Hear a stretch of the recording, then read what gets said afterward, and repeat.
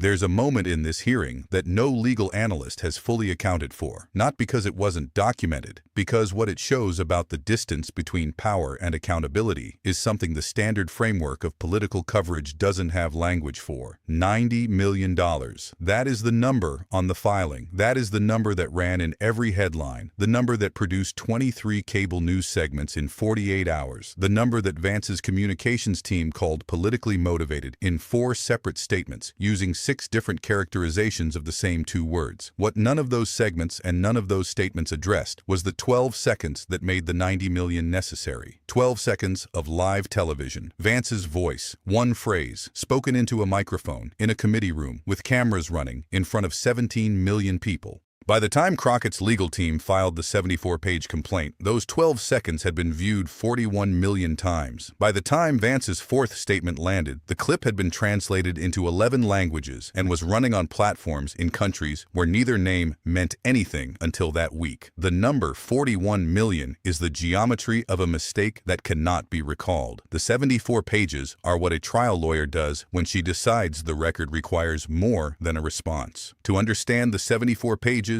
you have to go back to the 12 seconds. The hearing room, a standard committee format, long table, witness chairs, cameras on both walls, the particular quality of institutional fluorescent light that makes everyone look simultaneously more exposed and less human than they are. Crockett had been at the dais for 22 minutes.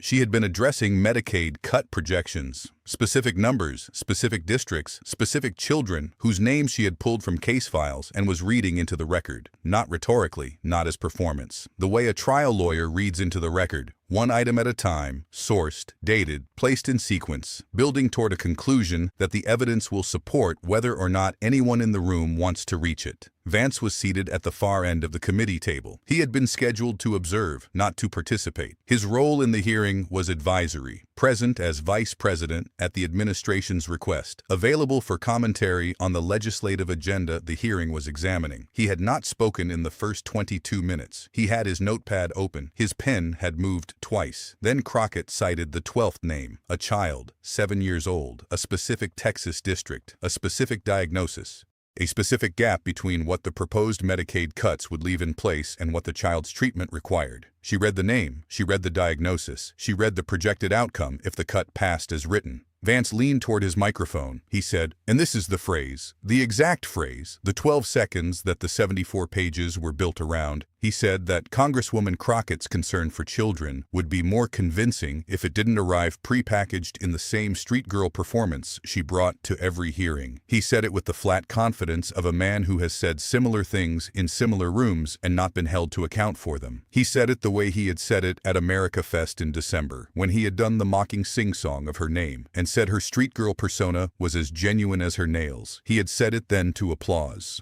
He had said it now on the record, into a microphone, in a federal committee room, with cameras on both walls and 17 million people watching. He said her first name before the phrase. He looked at her when he said it. The room went still, not the standard pause of a hearing finding its next speaker. The specific stillness of a room in which something has been said that exists in 2 registers simultaneously, as political commentary, which is protected, and as something else, which may not be. A staff attorney seated behind Crockett later said she had her pen in her hand and was writing before Vance finished the sentence. She said she wasn't sure what she was writing. She said she was writing it anyway, because the sentence needed to be on paper before it was on the record, and it was already on the record. Crockett did not respond immediately. She looked at Vance for 3 full seconds. Not with visible anger, with the flat, complete attention of someone taking an inventory of exactly what has just happened and deciding in real time what the appropriate instrument for responding to it is. Her jaw was set. Her hands were flat on the table. Her breathing was controlled. Then she said, I'm going to let the record hold that. 5 words, even. The pace of each word identical. The voice not lower, not higher. The same register she had been using for 22 minutes to read children's names into the record. She turned back to her prepared testimony. She read the 13th name. She read through the hearings close without addressing Vance again. She answered 3 questions from other committee members. She thanked the chair. She collected her materials. She stood. A camera operator on the right wall later said he had kept his lens on Crockett for the full 6 minutes between Vance's remark and the hearing's close because he couldn't look away and wasn't sure he should. He said, she went somewhere else and she didn't go anywhere. He said, "She finished every sentence. She read every name. She didn't miss a single beat." He said, "That's not composure. That's something you have to earn." 48 hours later, 11:17 p.m., the filing timestamp on Crockett vs. Vance. 74 pages. Federal civil jurisdiction. 2 numbers at the core. 25 million in direct damages. Reputational harm. Professional impact. Documented distress measured against her Senate campaign trajectory and fundraising projections in the 72 hours before and after the remark. 75 million in punitive damages. Not to compensate. To establish a cost.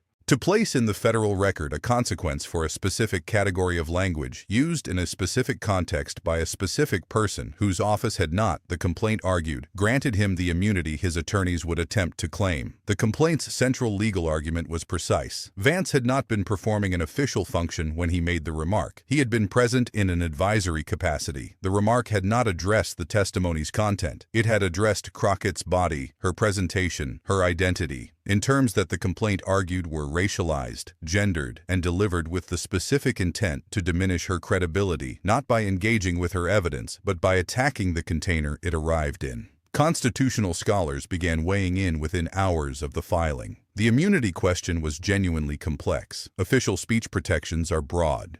But the complaint had anticipated the immunity argument and had built the geometry of its counter-argument around the specific moment. Vance had not been testifying. He had not been acting in a legislative capacity. He had been present at a hearing he had no formal role in, had spoken without being recognized by the chair, and had used the occasion not to respond to the testimony, but to characterize the person delivering it in terms that the complaint documented as consistent with a pattern of public attacks beginning at America Fest. The geometry of the argument was not simple. It was not designed to be simple. It was designed to be precise, the way a 74-page complaint by a licensed trial attorney is designed to be precise. Each section building on the one before it, each claim sourced and documented, the whole structure arriving at a conclusion that had been visible in the complaint's first page and was inescapable by the last. Vance's first statement described the lawsuit as political theater. His second described it as an abuse of the legal process. His third used the phrase weaponization of the courts. His fourth, issued at 11:42 p.m., said he had full confidence in his legal team and in the protections afforded to public officials in the performance of their duties. Each statement was longer than the one before it. Each one was posted beside the 12-second clip. The clip did not change between statements. The statements accumulated around it like a structure being built to contain something that had already escaped. Crockett gave one statement, 6 sentences. She said the lawsuit was not about the money. She said it was about the geometry of a hearing room, about what it means when someone uses a public platform to attack the identity of a person presenting public evidence, and about whether that use has a cost or whether the absence of a cost is itself a statement about who the room believes the evidence belongs to. She said, "The record will hold what was said. The court will hold what it means." She said the word once, quietly, in the 6th sentence, without elaboration. She said the geometry of that moment is on tape, on transcript, in the federal record. She said, "I trust all 3. Trump posted about it that night. He called the lawsuit frivolous. He called Crockett crazy Jasmine. He said Vance had done nothing wrong, and the whole thing was a witch hunt against the Vice President of the United States. His post used 9 sentences. Crockett's statement had used 6.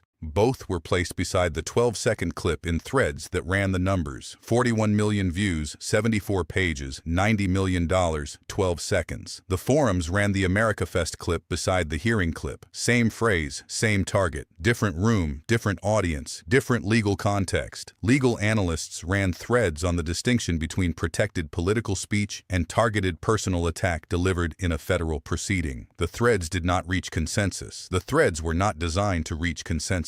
They were designed to ask the question that the 74 pages had placed in the federal record. Where is the line, and who gets to stand on which side of it? The line, as drawn by the complaint, ran directly through the 12 seconds, through the microphone, through the specific phrase, through the name he said before it, and the camera that caught his face when he said it. Confident, flat, carrying the particular quality of a man who has said this kind of thing before and has not been held to it. Held to it now, in 74 pages, in federal court, with the geometry of the argument built by a woman who had read 12 names into the record before he interrupted the 13th, and who had then sat down, collected her materials, stood up, and spent 48 hours building the most precise available instrument for a response. If this changed how you see power, hit subscribe. If it didn't, watch it again. The details you missed the first time are the ones that matter most. Notifications on, the next one drops soon.